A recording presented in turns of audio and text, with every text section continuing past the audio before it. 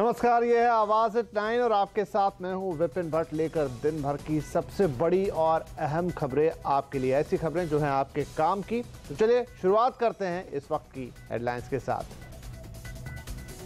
GST के बाद सस्ती हो रही हैं कारें। मारुति के बाद होंडा और फोर्ड ने भी घटाए दाम। दो पहिया वाहन भी हुए सस्ते। जीएसटी के बाद सरकार ने लिया हालात का जायजा। कैबिनेट सेक्रेटरी ने ली बड़ी बैठक। जरूरी चीजों की सप्लाई और कीमतों पर रखी जाएगी नजर। हर हफ्ते होगी मीटिंग। जीएसटी पर बढ़ाइए जानकारी और रोज जीतिए इनाम। mygov.in पर सरकार ने शुरू किया जीएसटी क्विज। जीएसटी लागू होने का बाजार ने मनाया जश्न। सेंसेक्स ने जमाई ट्रिपल सेंचुरी। निफ्टी भी 9,600 के पार। पीएम की चेतावनी के 2 दिन बाद 12 सीएस पर गिरी गाज। आईटी विभाग करेगा टैक्स चोरी में मदद करने का मुकदमा। आईसीआई से भी कार्रवाई की सिफारिश।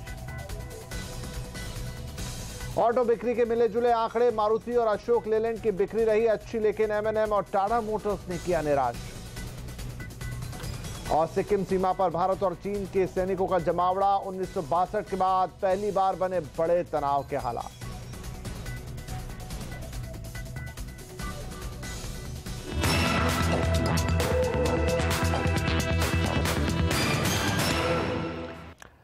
जीएसटी लागू होने के 3 दिन बाद चीजों की समीक्षा के लिए वित्त मंत्रालय ने एक बड़ी बैठक की है। यह बैठक कैबिनेट सचिव की अगुवाई में हुई है।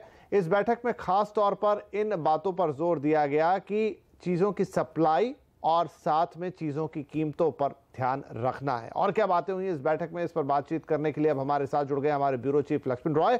लक्ष्मण, ये एक अहम बैठक मानी जा रही है मंत्रालय की तरफ से, और आज इसमें दूसरे जो मंत्रालयों के सचिव थे वो भी शामिल हुए। किस तरह के निर्देश दिए गए हैं और क्या हुआ है इस बैठक में? देखिए, दरअसल इस बैठक की अहमियत इस वजह से बढ़ जाती है क्योंकि इसमें सिर्फ वित्त मंत्रालय के अधिकारी शामिल नहीं थे जिन्होंने जीएसटी को लागू करने में मेहनत की थी।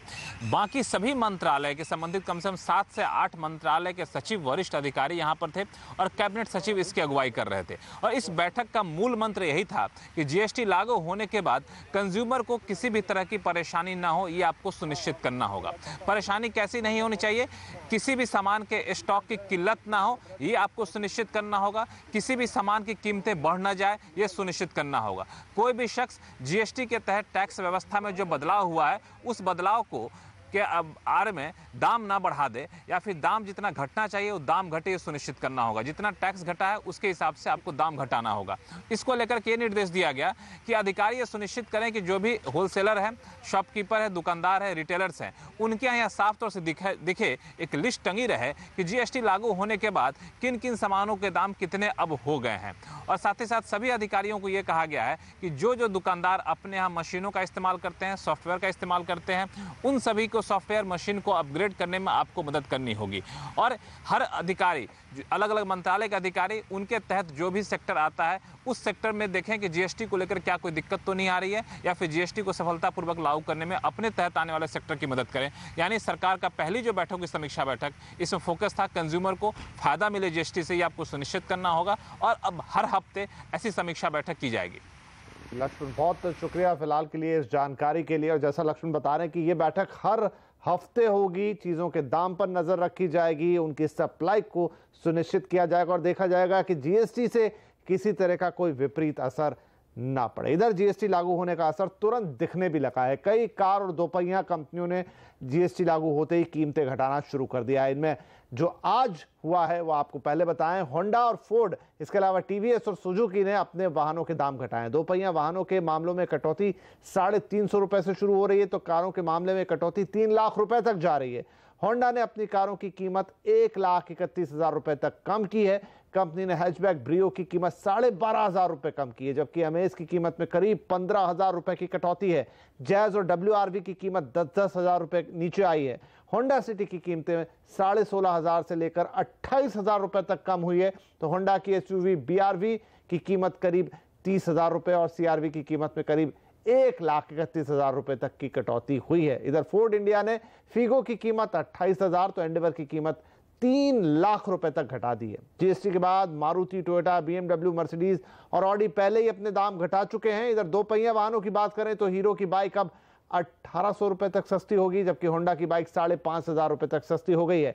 टीवीएस ने कीमतें 4000 रुपए से ज्यादा घटा दी है। साथ ही सुजुकी और यामाहा ने भी अपनी बाइक्स के दाम घटाए हैं।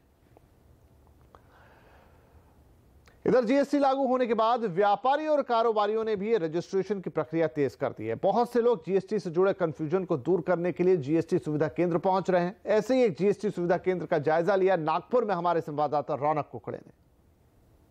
देश में जीएसटी लागू होने के बाद भी व्यापारियों के बीच में अब भी कंफ्यूजन की स्थिति जो है वो बरकरार है, क्योंकि कई सारे प्रोडक्ट्स को लेकर सही जानकारी न मिलने की वजह से कई व्यापारी जो है वो जीएसटी के जो सेवा केंद्र खुले हैं वहां पर रोजाना विजिट करते हुए दिख रहे हैं। आप इस वक्त भी देख सकते हैं, हम नागपुर के एक्साइज डिपार्टमेंट के द्वारा यहाँ पर जो जीएसटी का सेवा केंद्र शुरू है वो वहाँ पर लोग पहुंचे हुए। कई सारा लिटरेचर यहाँ पर रखा गया है जिससे कि पूरी जानकारी लोगों तक पहुंच सके, और खासतौर से जो व्यापारियों के बीच में कंफ्यूजन की स्थिति है वो दूर करने के लिए इस तरह के यहाँ पर मटेरियल जो है वो यहाँ पर डिपार्टमेंट की ओर से रखा गया है। अंदर हम देखेंगे कि आप यहाँ पर किस तरह से लोग यहाँ पर पहुंचे। कई अलग अलग क्षेत्र से यहाँ पर लोग पहुंचे। कोई कॉन्ट्रैक्टर है, उन्हें जीएसटी का रजिस्ट्रेशन करना है। कई कमोडिटी में काम करने वाले लोग हैं जिन्हें समझ नहीं आ रहा है कि उनकी जो पहले जिसमें वो काम करते थे वो एग्जेम्प्ट थी, अभी क्या वो गुड्स टैक्स के घेरे में आ गए या जीएसटी के घेरे में आ गए। ये सब जो चीज़ें हैं वो यहाँ पर क्वेरी लोगों की सॉल्व की जा रही है। अधिकतर जो दिक्कतें हैं वो पैन मिसमैच को लेकर भी, इसके अलावा और भी कई सारी क्वेरीज यहाँ पर लोगों की है जिसे सॉर्ट आउट करने की कोशिश डिपार्टमेंट की ओर से की जा रही है। ज़्यादातर अभी क्वेरीज सब रजिस्ट्रेशन से रिलेटेड आ रही हैं कि रजिस्ट्रेशन में कितने डॉक्यूमेंट लगेंगे, रजिस्ट्रेशन में अपलोड नहीं हो रहा है। तो इस तरह के हमारे सारे अधिकारी उनको हेल्प कर रहे हैं, बता रहे हैं। कुछ इस तरह की भी क्वेरीज आ रही हैं कि हम ये काम कर रहे हैं, इस बिजनेस में है तो इसको कहाँ क्लासिफिकेशन किया जाएगा। तो ऑफिसर सब हेल्प कर रहे हैं, बता रहे हैं। तो कुछ चीजें धीरे धीरे यहाँ पर ठीक हो रही हैं, लोग समझ रहे हैं। जीएसटी नेटवर्क का ढांचा तैयार करने में अहम भूमिका निभाने वाले नंदन नीलेकणी का मानना है कि कुछ ही हफ्तों में लोग नए टैक्स सिस्टम के आदी हो जाएंगे। नेटवर्क 18 से एक्सक्लूसिव बातचीत में उन्होंने कहा कि करीब 80 लाख कंपनियों के पास डिजिटल सिग्नेचर है, इससे क्रेडिट इनपुट हासिल करने में आसानी होगी। I played a role in making the GSTN happen, and I'm really delighted that now it's taking off. I'm sure there'll be, a few weeks of adjustment as people learn how to pay in the new system, how to file returns, how to take input tax credits. So there are going to be a certain number of milestones to cross, but I'm sure that will settle down, and after that GSTN will have huge GST will have huge transformational benefits for the country. GST लागू होने के बाद अब देश भर में चुंगी नाके खत्म हो रहे हैं। अब तक 22 राज्यों ने अपने यहां पर चुंगी खत्म कर दी है। ट्रकों की लंबी लाइनों के लिए जाने जाने वाले पंजाब के शंभू बॉर्डर पर भी अब शांति दिख रही है। शंभू बॉर्डर का जायजा लिया हमारे संवाददाता रविंद्र अरोड़ा ने। जीएसटी लागू होने से पहले यहां पर 100 से लेकर 500 गाड़ियां हर समय नेशनल हाईवे पर खड़ी रहती थी, जिससे न सिर्फ ट्रैफिक जाम की समस्या होती थी बल्कि दूसरे राज्यों से पंजाब में माल लेकर आने वाली गाड़ियों को एंट्री टैक्स के लिए पास करवाने में घंटों लंबा इंतजार करना पड़ता था। जीएसटी लागू होते ही जिंदगी जैसे चल पड़ी। जीएसटी का फायदा पूछना हो तो पंजाब के शंभू बैरियर पर इन ट्रक ड्राइवरों से पूछिए।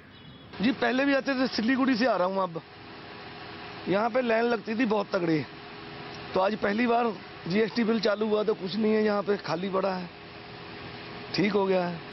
ट्रक ड्राइवरों के लिए जीएसटी जो रफ्तार लेकर आया है उसकी तस्दीक वो लोग भी करते हैं जिनका कारोबार यहाँ घंटों फंसे रहने वाले ट्रक चालकों से चलता था।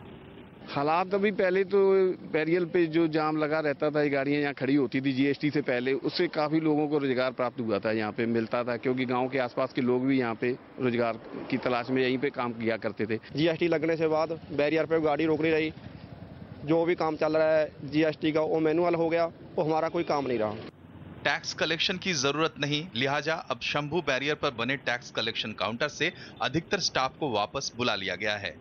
शंभू बैरियर पर पंजाब के आबकारी व कर विभाग की तरफ से बनाए गए इन बूथों पर पहले ट्रकों की लंबी कतारें आमतौर पर देखी जाती थी। ट्रक ड्राइवरों को जो दूसरे राज्यों से पंजाब में माल लेकर एंट्री करते थे, एंट्री टैक्स के लिए यहाँ पर सिर्फ वही ट्रक रोके जा रहे हैं जिनकी बिलिंग 30 जून तक हुई है, जबकि अन्य ट्रकों को सीधा अंदर पंजाब में एंट्री होने की इजाजत दी जा रही है।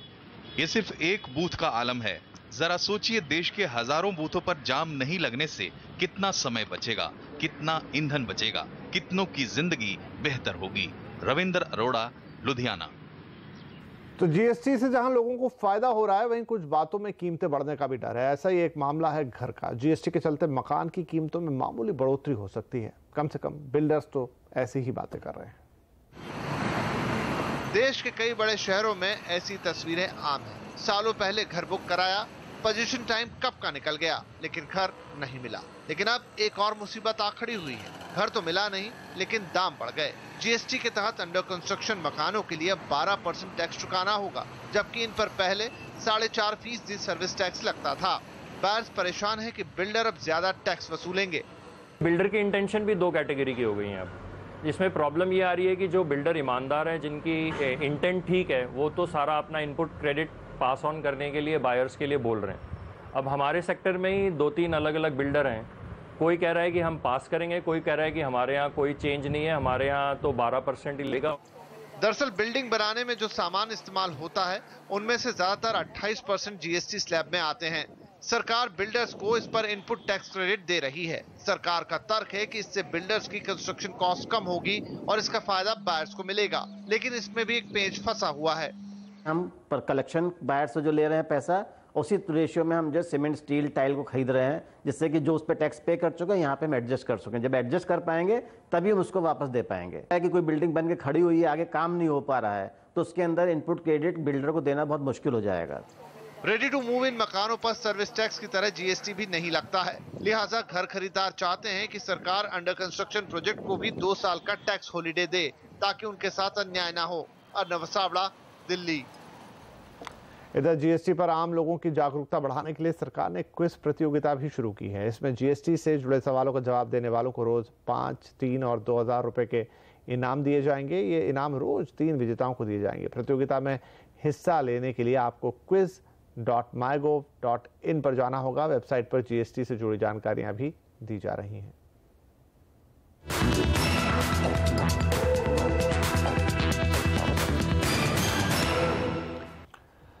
और पीएम की चेतावनी के 2 दिन बाद 12 सीएस के खिलाफ क्या हुआ एक्शन, देखिए इस ब्रेक के बाद।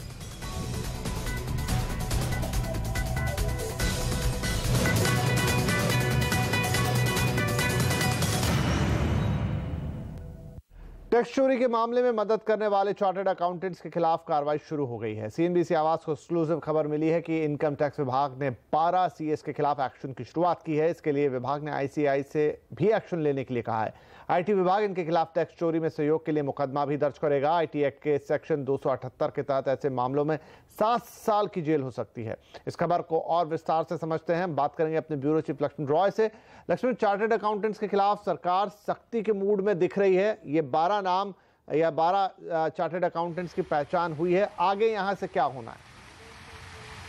देखिए, आगे यहाँ से जो सरकार की रणनीति वो ये है कि जो भी चार्टर अकाउंटेंट इस बात के दोषी पाए गए कि उन्होंने किसी कंपनी या किसी क्लाइंट को टैक्स चोरी करने में मदद की है, टैक्स चोरी करने के उपाय बताए हैं, तो उन चार्टर अकाउंटेंट के खिलाफ कार्रवाई खुद इनकम टैक्स डिपार्टमेंट करेगा। खुद शब्द पर जोर इस वजह से दे रहा हूं क्योंकि अब तक चार्टर अकाउंटेंट के खिलाफ कार्रवाई आमतौर पर आईसीएआई, जो कि चार्टर्ड अकाउंटेंट की संस्था है, वो करती है। लेकिन इनकम टैक्स डिपार्टमेंट का कहना है कि इनकम टैक्स एक्ट के सेक्शन 278 के तहत इस बात का प्रावधान है कि अगर कोई शख्स किसी को टैक्स चोरी में मदद करता है तो उसके खिलाफ कार्रवाई की जाए, आपराधिक मुकदमा दर्ज किया जाए। तो उसी सेक्शन के तहत चार्टर अकाउंटेंट की पहचान की जा रही है और उसी सेक्शन के तहत चार्टर अकाउंटेंट के खिलाफ कार्रवाई की जाएगी। इसकी तैयारी पूरी कर ली गई है। ये काफी कड़ा सेक्शन है। इसके तहत दोषी पाए जाने वाले चार्टर्ड अकाउंटेंट को कम से कम 6 महीने, अधिक से अधिक 7 साल तक की जेल की सजा हो सकती है। तो इसकी तैयारी पूरी है इनकम टैक्स डिपार्टमेंट की तरफ से। दूसरा जो पहलू है वो ये है कि 12 ऐसे चार्टर्ड अकाउंटेंट की पहचान की गई है जिन्होंने इसको लेकर के खासतौर से कई कंपनियों को मदद की टैक्स चोरी करने के लिए। इन चार्टर्ड अकाउंटेंट के नाम आईसीएआई के पास भेज दिए गए हैं और उनसे कहा गया है कि आप इनके खिलाफ कार्रवाई कीजिए। तीसरा पहलू यह है कि चार्टर्ड अकाउंटेंट के खिलाफ कार्रवाई करने के मौजूदा नियम को और सख्त बनाया जाए। मौजूदा नियम को 2 तरीके से सख्त बनाया जाएगा। पहला, ये आईसीएआई के तहत जो एथिक कमेटी है उसको और ज्यादा एम्पावर किया जाएगा, उसमें बाहर के सदस्यों को शामिल किया जाएगा। दूसरा, आईसीएआई अधिकतम 3 महीने के लिए सस्पेंड कर सकती है। तो इस 3 महीने के प्रावधान को और ज्यादा सख्त किया जाएगा। यानी 3 तरीके से वैसे चार्टर्ड अकाउंटेंट जो गलत काम करते हैं उनके खिलाफ कार्रवाई करने की तैयारी है सरकार की। बहुत शुक्रिया लक्ष्मण इस जानकारी के लिए। तो चार्टर्ड अकाउंटेंट्स पर प्रधानमंत्री ने पहले एक गंभीर सवाल उठाया और उसके बाद अब कार्रवाई भी शुरू हुई है। इधर जीएसटी लागू होने का बाजार में आज जश्न मना। अच्छे ग्लोबल संकेतों ने भी बाजार में जोश भरने का काम किया। चौतरफा खरीदारी के चलते सेंसेक्स ने ट्रिपल सेंचुरी लगाई। निफ्टी भी आज 9,600 के पार गया। बाजार में आज जो सेक्टर सबसे ज्यादा चमके उनमें ऑटो, एफएमसीजी, मेटल और माइनिंग आगे थे। छोटे मझोले शेयरों में भी आज खरीदारी देखने को मिली। मार्केट रेगुलेटर सेबी के चेयरमैन अजय त्यागी ने लिस्टेड कंपनियों के कॉर्पोरेट गवर्नेंस को लेकर चिंता जताई है। उन्होंने कहा कि इंडिपेंडेंट डायरेक्टर्स और ऑडिट कमेटी का कामकाज बेहतर करने की जरूरत है। उन्होंने कंपनी की गवर्नेंस में महिलाओं की भागीदारी को लेकर भी प्रश्न उठाया। अजय त्यागी ने कहा कि भारत की 20% लिस्टेड सरकारी कंपनियों में एक भी महिला डायरेक्टर नहीं है। इस लिहाज से कंपनियों की गवर्नेंस में सुधार की जरूरत है।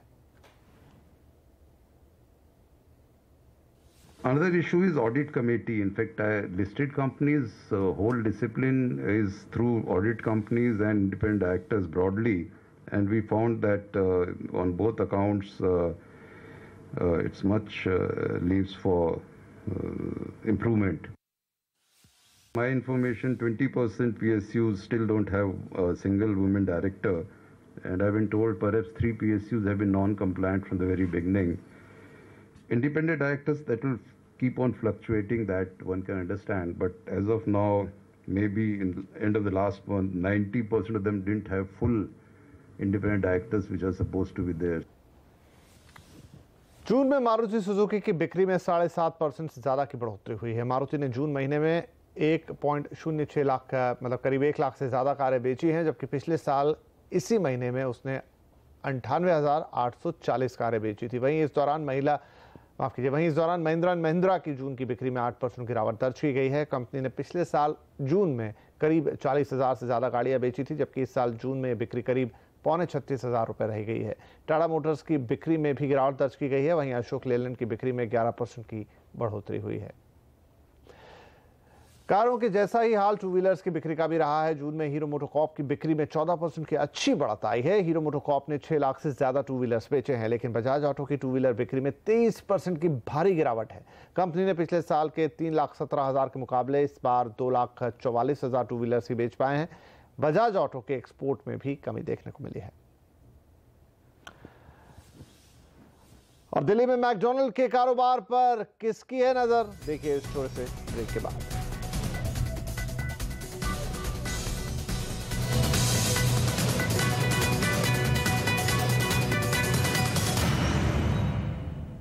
दिल्ली में मैकडॉनल्ड्स की दुकानें बंद होने के साथ ही बाकी फास्ट फूड कंपनियों में बर्गर बाजार पर कब्जा जमाने की होड़ लग गई है।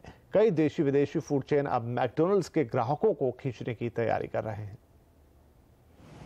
बर्गर के लिए लोगों की पहली पसंद रहे मैकडॉनल्ड्स पर लगा ताला इसके पुराने ग्राहकों को निराश कर रहा है। एक अनुमान के मुताबिक दिल्ली में 75% बर्गर बाजार पर मैकडॉनल्ड का कब्जा हुआ करता था, लेकिन अब दिल्ली में मैकडॉनल्ड्स के 55 में से 43 आउटलेट बंद हो गए हैं और इस खाली जगह के लिए बाकी कंपनियां तैयारियां कर रही हैं। सबसे नजदीक है KFC, जिसे उम्मीद है कि इसके वेज और chicken zinger burger McVeggie और मैक चिकन का विकल्प दे सकेंगे। बीते वीकेंड को दिल्ली में बर्गर किंग में फुटफॉल 20% बढ़ा। कंपनी ने मैकडॉनल्ड के सस्ते बर्गर को चुनौती देने के लिए हाल ही में वूपर बर्गर्स की नई रेंज उतारी थी। अमेरिकी बर्गर चेन कार्ल्स जूनियर भी इस मौके का पूरा फायदा उठाना चाहती है। मैकडॉनल्ड्स के आलू टिक्की बर्गर के मुकाबले में कार्ल्स जूनियर ने आलू अचारी बर्गर लॉन्च किया है। भारत में कार्ल्स जूनियर की फ्रेंचाइजी साइबिज कॉर्प दिल्ली NCR के हर बड़े इलाके में अपने स्टोर खोलने जा रही है। कंपनी ने मैकडॉनल्ड्स के बंद हुए स्टोर्स खरीदने और लोगों को नौकरी देने की पेशकश भी की है। जो अपने रेस्टोरेंट्स में पिछले 4-5 दिन में आपको ताजुब होगा कि ऑलमोस्ट 48% सेल्स बढ़ गई है। मेरे ख्याल में हम हैं, बाकी लोग हैं, हम सब लोग के पास लोग आएंगे। जितनी हमारी क्षमता है वहाँ से लोग उठाने की हम ज़रूर उठाएंगे। बाकी लोग भी मेरे ख्याल में ज़रूर उठाएंगे। और जहाँ तक जो जगहें जो खाली हो रही हैं, अगर वो महीने 2 महीने में खुल जाती हैं तो बहुत अच्छी बात है। वहाँ पे कंपटीशन बहुत अच्छी चीज़ होती है, मैं मानता हूँ और मेरे हिसाब से कंपटीशन रहना चाहिए। बट किसी कारण अगर वो जगहें खाली होती हैं तो वो जगहें हम भी लेना चाहेंगे। बर्गर कंपनियां भी मान रही हैं कि मैकडॉनल्ड्स बंद होने के बाद उनकी बिक्री बढ़ी है। बर्गर के शौकीन युवा भी अब बाकी विकल्प देख रहे हैं। बहुत लोग क्रेविंग करते थे कि मैकडी का बर्गर खाना है, बट बर्गर किंग वगैरह या फिर लोकल वेंडर्स उससे अच्छा और टेस्टी बर्गर देते हैं आजकल, तो हमको इतना अफेक्ट नहीं कर रही हैं चीज़ें। आई डोंट थिंक सो कि इतना कुछ इफेक्ट पड़ने वाला है, बट हाँ एक पहले की मेमोरीज है, जैसे टीनेज में हम लोग बहुत ज़्यादा जाते थे, तो उस पर थोड़ा सा कह सकते हैं कि फ़र्क पड़ेगा। मैकडॉनल्ड फ्रेंचाइजी की लड़ाई फिलहाल लंदन के इंटरनेशनल कोर्ट में चल रही है। ऐसे में कंपनी दिल्ली एनसीआर के मार्केट में वापसी कर पाएगी या नहीं, ये इस बात पर निर्भर करेगा कि लड़ाई कितनी लंबी चलती है। दिल्ली में मैकडॉनल्ड्स की दुकानें बंद होने के बाद इसके कॉम्पिटिटर्स में बर्गर के बाजार पर बादशाहत की लड़ाई तेज हो गई है। कोई युवाओं को टारगेट करने वाला एडवर्टीजमेंट कैंपेन चलाने वाला है, तो कोई अपने मेनू को ज़्यादा इकोनॉमिकल बनाने वाला है। आने वाले दिनों में ये लड़ाई और भी ज़्यादा मज़ेदार होने वाली है। रोहन सिंह, दिल्ली। भारत और चीन के बीच तनाव बढ़ता जा रहा है। 1962 के भारत चीन युद्ध के बाद पहला मौका है जब दोनों देशों में तनाव इस हद तक बढ़ गया है। दोनों देशों ने ज्यादा सैनिक सीमा पर भेजे हैं। भारत, चीन और भूटान की सीमा पर चीन ने सड़क निर्माण की कोशिश की थी, जिसे भारतीय सैनिकों को रोक दिया था। भारतीय सैनिकों ने जिसे रोक दिया था। दोनों देशों के सैनिकों के बीच धक्का मुक्की की भी नौबत आई थी। जवाब में चीन ने भारतीय सीमा में 2 बंकर नष्ट किए थे और मानसरोवर यात्रा रोक दी थी। इस बीच वित्त मंत्री अरुण जेटली के उस बयान का चीन ने जवाब दिया है जिसमें उन्होंने कहा था कि 1962 वाला भारत नहीं है। चीन ने कहा है कि ये 1962 वाला चीन भी नहीं है। और इस बुलेटिन में फिलहाल इतना ही, लेकिन खबरों पर लगातार अपडेट के लिए CNBC आवाज से जुड़े रहिए ट्विटर, फेसबुक और यूट्यूब के जरिए। नमस्कार।